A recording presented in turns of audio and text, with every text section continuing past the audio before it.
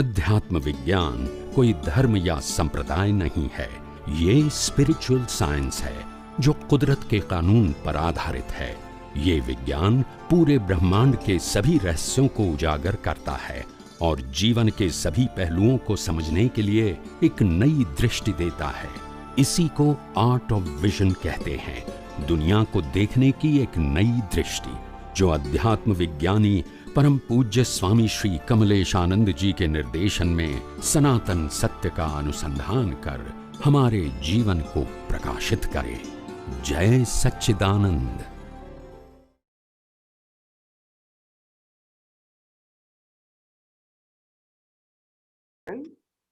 स्वामी जी, कुदरत के कानून में जो मशीन मिलता है आदमी को, कोज के हिसाब से इफेक्ट में जाते हैं, तो सब मनुष्य का दे दिया या स्त्री का दे दिया, मशीन दिया।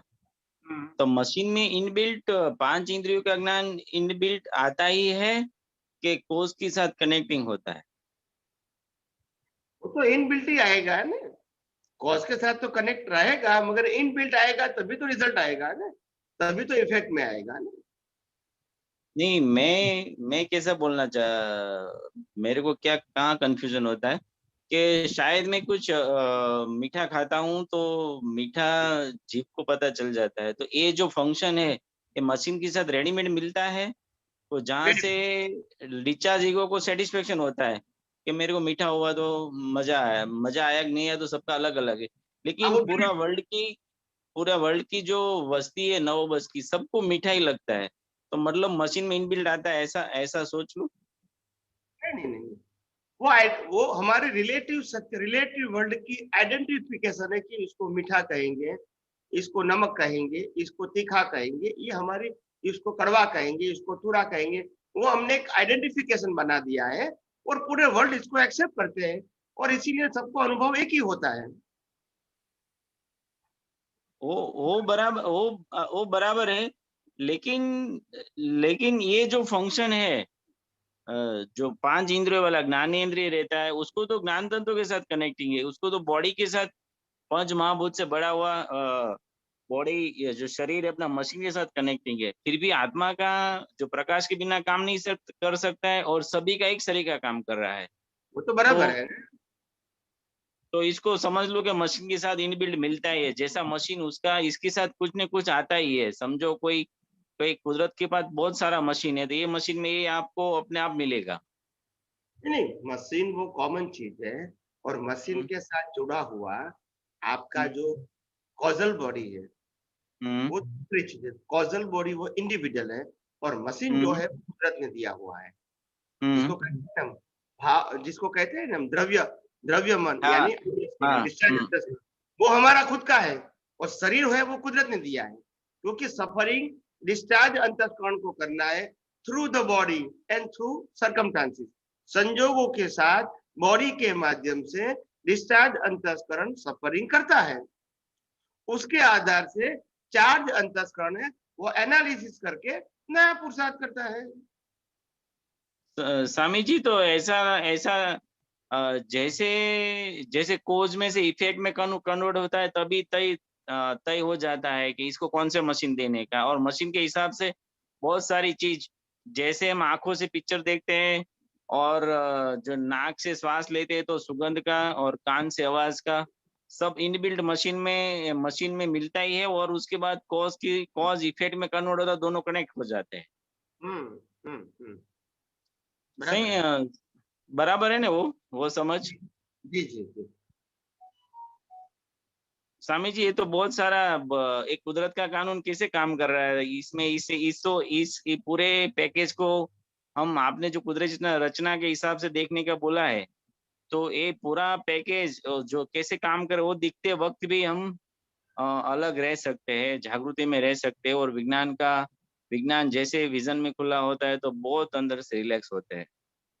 नहीं, क्योंकि हम इसीलिए अलग रह सकते हैं क्योंकि अलग है, हमारी आइडेंटिटी अलग ही है। हम अभी तक अलग थे मगर मानते नहीं थे, जानते नहीं थे, मानते नहीं थे, अनुभव करने का प्रयास नहीं करते थे। अभी पहले हमने जाना, फिर माना और फिर प्रयोग में रखा, तो हमको मालूम हुआ कि प्रकृति तो कुदरती रचना है, हम पहले मानते थे प्रकृति ही हम है, चलाने वाले भी हम हैं, भुगतान करने वाले भी हम हैं, और दूसरे की प्रकृति को भी ऐसे ही देखते थे। अभी मालूम हुआ कि दुनिया की कोई भी व्यक्ति की प्रकृति तो कुदरती रचना है और इसे आत्मा अलग ही है। तो फिर ये हमने जो पहले जाना फिर माना, अभी हम इसका उपयोग करके अनुभव करने का प्रयास करते हैं, तो सेपरेट रहने का प्रयास करते हैं मन वचन काया से। वैसे तो है ही, लेकिन पता नहीं था। अभी आपसे विजन मिला तो सब पता चलने लगा है कि कैसे कैसे कौन सी गली में जाते हैं तो वहां सब पता चलता है कि एक गली में तो ये विज्ञान काम कर रहा है, एक गली में विज्ञान काम कर रहा है। तो रोज रोज ने कुछ न कुछ उत्साह, जो आपने कई बार बोले सत्संग में कि आध्यात्मिक विज्ञान के मार्ग में आगे बढ़ने के बढ़ते बढ़ते हर रोज उत्साह बढ़ेगा ही, नहीं बढ़ेगा तो समझो आप कुछ गलत पुरुषार्थ कर रहे हो। हाँ, बराबर। और स्वामी जी, ये जो 4-5 चीज है, इसमें से सबसे डेंजर सबके कौन सी ऊपर ज्यादा जागृति रखना चाहिए? जो 5 इंद्रियों है, इसमें एक अपना मुंह है, एक नाक है, एक आंख है और एक कान है, एक स्पर्शेंद्रिय है। इसमें सभी के ऊपर अलर्ट रहने का है। लेकिन जो कोई चालू करने का किसी को अलग रहने का, तो कहाँ से चालू करना चाहिए? पहला मुंह से, नाक से, कान से या आंख से? सबसे पावरफुल जो है व्यवहार में हमारी जीभ पावरफुल होती है और दुनिया के अंदर हमारी आंखें पावरफुल होती है। वो जो दिखता है वो इसको आप क्या मानते हैं उसके आधार से आपकी बिलीफ बनती है। और व्यवहार में जीभ जो बोलने का होता है, व्यवहार स्पीच, वो इम्पोर्टेंट है। बाकी सब तो मैकेनिकल है, कान कहो, नाक कहो, स्पर्शेंद्रिय कहो, मगर ये जो स्पीच है वो व्यवहार में इम्पोर्टेंट होती है। क्या बोलते हैं, क्या नहीं बोलते, अच्छा बुरा।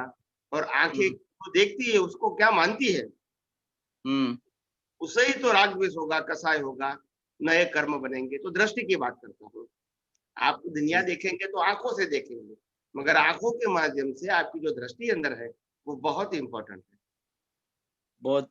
स्वामी जी, ये आपका यही सत्संग सुनते सुनते पता चला, जो अभी अगले संडे को भी चालू हुआ था, जो पर्याय रेडीमेड लेके आए हैं डिस्चार्ज परिणाम वाला भाग में, वो जैसे दृश्य देखते तो अपने आप काम करने का चालू कर देते हैं। उसके ऊपर हमको अलर्ट रहने का है, जी। विज्ञान को साथ में लगाने का है। स्वामी जी, जय सच्चिदानंद। So nice. जय सच्चिदानंद।